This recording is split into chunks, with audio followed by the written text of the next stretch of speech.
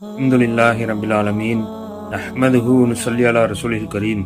இன்னிமிக்க அல்லாஹ்விலே ஹஸரத் Abu Bakr Siddique ரலியல்லாஹு அன்ஹு ஒரு தடவை தன்னுடைய நாக்கை இழுத்து இழுத்து விட்டு கொண்டிருந்தாங்க.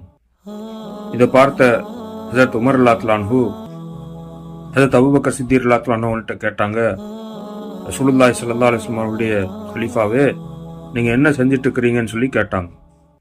ஹஸரத் அபூபக்கர் சித்திக் ரலியல்லாஹு அன்ஹு சொன்னாங்க, இந்த நாக்கு தான் என்ன அழிவுடைய பாதைக்கு இழுத்து கொண்டு போனது.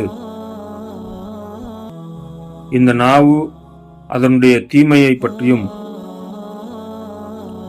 அதாவது இந்த நாவுடைய தீய வார்த்தையை பற்றியும் கூர்மையை பற்றியும் முறையிடாத எந்த பாகமும் உடல்ல இல்லை அப்படின்னு சொல்லி ஹஸரத் அபூபக்கர் சித்திக் ரலியல்லாஹு அன்ஹு நபி ஸல்லல்லாஹு அலைஹி வஸல்லம் சொன்னதாக சொன்னாங்க.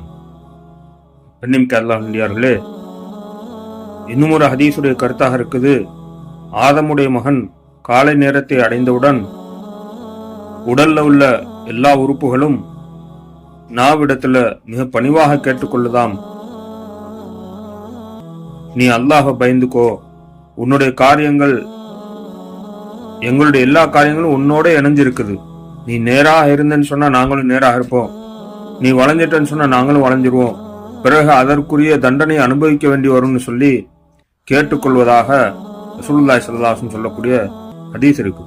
பெண்ணிமிக்க அல்லாஹ்விலே, அதனால நாவை பாதுகாத்து பேணிக் கொள்றதற்குதே அது மிக மிக முக்கியமான ஒரு அமல். அதன் காரணமாக நமக்கு நலவான விஷயங்களும் வந்தடையக்கூடியதா இருக்குது. நாவை பேணலன்னு சொன்னா அதன் காரணமாக இன்மையிலும் மறுமையிலும் மிகப்பெரிய கெடுதிகள் சேரக்கூடியதா இருக்கு.